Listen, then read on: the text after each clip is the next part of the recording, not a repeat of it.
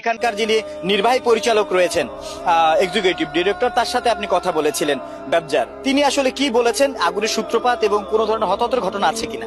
তিনি প্রথমে বলেছিলেন যে আগুনটি প্রথমত লাগে সপ্তম এবং অষ্টম তলা এবং সেখান থেকে আগুনটি ক্রমান্বয়ে নিচের দিকে আসলে আস্তে আস্তে প্রবাহিত হতে থাকে এবং তিনি বলছিলেন যে প্রথম দিকে দ্বিতীয় এবং তৃতীয় তলায় 20 থেকে 30 জন শ্রমিক কাজ করছিলেন এবং সেখান থেকে শ্রমিকদেরকে নিরাপদে সরিয়ে নিতে তারা পেরেছেন এবং সপ্তম এবং অষ্টম তলায় যেহেতু দুটি ফ্যাক্টরির গোডাউন ছিল, সেখানে কিছু শ্রমিকের যাতায়াত ছিল, সেক্ষেত্রে শ্রমিকরা আহত বা নিহত হয়েছে কিনা সেই বিষয়ে তিনি বলেননি। তিনি বলেছেন নিরাপদে শ্রমিকদেরকে নিয়ে এসেছেন, তবে ভেতরে কেউ ছিলেন কিনা সপ্তম এবং অষ্টম তলায় সেটি কিন্তু এখন পর্যন্ত আমরা সঠিকভাবে জানতে পারি। এই যে কারখানাটি, একটা কারখানার মধ্যে দুটো কারখানার কথা আপনি বললেন একটি ভবনের মধ্যে, সেই ভবনের আশপাশে আর কোনো কারখানা রয়েছে কিনা এবং আগুন ছড়িয়ে পড়তে পারে বলে আপনার কোনো শঙ্কা রয়েছে? হ্যাঁ, এটা একটা গুরুত্বপূর্ণ যে এখানে যারা দমকল কর্মী যারা রয়েছেন তারা বলছিলেন যে আশেপাশে আরো কয়েকশো মিটারের মধ্যে কিন্তু অনেকগুলো কারখানা রয়েছে, ফলে এই কারখানার আগুনের মাধ্যমে যে সমস্ত কারখানাগুলো রয়েছে আশেপাশে সেখানে ছড়িয়ে পড়ার শঙ্কা রয়েছে। তবে বিশেষ করে আশেপাশে যে কারখানা গ্লাসগুলো রয়েছে, আমরা দেখেছি কয়েকটি ভবনের মধ্যে অনেকগুলো গ্লাস, অর্থাৎ একটা কারখানার মধ্যে আশেপাশে যে সমস্ত গ্লাসগুলো থাকে, এই আগুনের তীব্রতা, আগুনের তাপের কারণে সেই গ্লাসগুলো ভেঙে পড়ার একটা সংখ্যা রয়েছে। এই বিষয়টি কিন্তু তারা অনেক বেশি শঙ্কিত, যেহেতু এখানকার সবগুলো গ্লাস উপর থেকে আগুনের ফুলকির মতো নিচে পড়তে দেখেছি আমরা, দেয়ালগুলো ভেঙে পড়ছে আগুনের ফুলকির মতন এবং ভিতরে বিকট শব্দ হচ্ছে। সব মিলিয়ে আশেপাশের ভবনগুলোতেও মানুষজন যারা ছিলেন তারা তো চলে গেছেন, তবে তাদের ভবনের ভিতরে যে আগুন লাগার যে সংখ্যা, সে বিষয়টা নিয়ে কিন্তু অনেক বেশি তারা শঙ্কিত এবং ভয়ও পাচ্ছেন বলা যায়। আমরা কিন্তু এই যে ঘটনাস্থল, সেখান থেকে অন্তত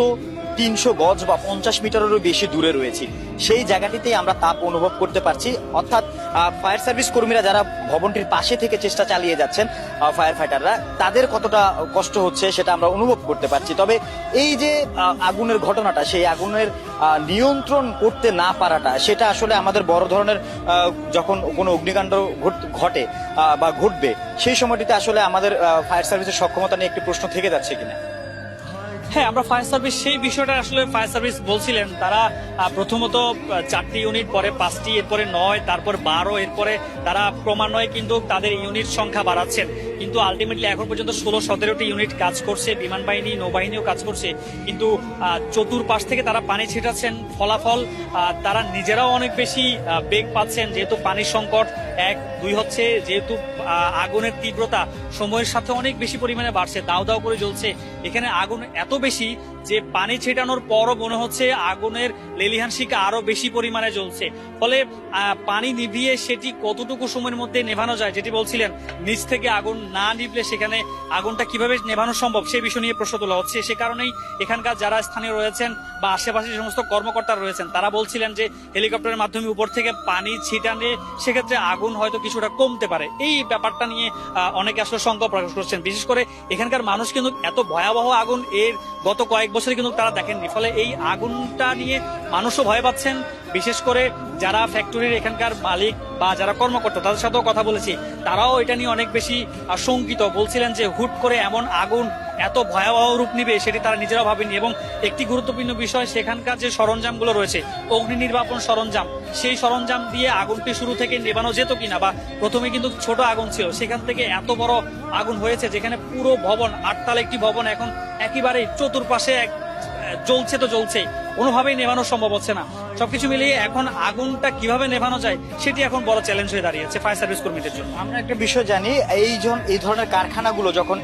ইপিজেড এর ভিতরে করা হয়, সেক্ষেত্রে কিছু নির্দেশনা দেয়া থাকে, ফায়ার ইকুইপমেন্ট যেন বাধ্যতামূলক থাকে সেই সব জায়গাগুলোতে, এবং পানির যে ধরনের ব্যবস্থাগুলো, সেই ফায়ার হাইড্রেন্টের কোনো ধরনের দৃশ্য বা সেই বিষয়ে কি কিছু জানতে পেরেছেন কিনা, এবং যদিও থেকে থাকে তারা কেন সঠিক সময় ব্যবহার করতে পারেনি, তাদের কি সেই ধরনের লোকবলের প্রশিক্ষণের অভাব ছিল কিনা, এবং এর জন্য কর্তৃপক্ষ দায়ী হতে পারে। কারণ আমরা একটা কথা বলতে পারি, কারখানা যে অংশটিতে আমরা প্রথম যে ছবিটা দেখেছি, একটা অংশের কোণা দিয়ে আমরা ছোট মাত্র আগুন বেরোতে দেখেছি। সেই সময়টিতে যদি তারা চাইতেন প্রতিটি ফ্লোরে যদি ফায়ার ইকুইপমেন্ট থাকতো, তারা কিন্তু সেই সময়টিতে কারখানার যদি কোনো দক্ষ জনবল সেই সময় থাকতো যে যারা আগুন নিভাতে সক্ষম, তারা কিন্তু আগুনটি নিয়ন্ত্রণ করতে পারতেন সাথে সাথে। আপনি এতদিন এত নিউজ সংগ্রহ করেছেন, অনেক আগুনের সংবাদ সংগ্রহ করেছেন, সেক্ষেত্রে কি আপনার মনে হয় এটা কারখানা কর্তৃপক্ষের অবহেলা বা তাদের এই ধরনের কোনো ত্রুটি ছিল বা তাদের সক্ষমতার একটি ঘাটতি ছিল? হ্যাঁ, এটি আসলে প্রশ্ন তোলা যায়, তবে এখানে ত্রুটির কথা অনেকেই বলছেন যে প্রথমে যে আগুনটি ছিল ছোট ছিল, সেক্ষেত্রে অগ্নি নির্বাপন যে সরঞ্জামগুলো ছিল সেগুলো সঠিক ব্যবহার করতে পারলে হয়তো আগুনটা এত বড় হতো না। সেক্ষেত্রে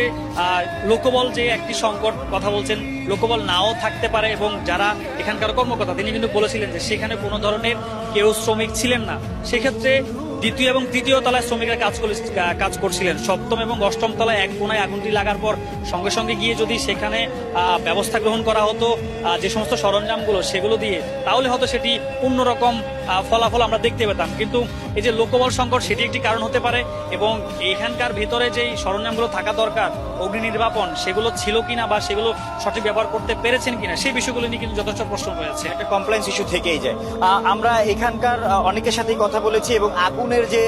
তীব্রতা সেটা কিছুটা হলেও এখন বোঝা যাচ্ছে, কারণ এর আগে সরাসরি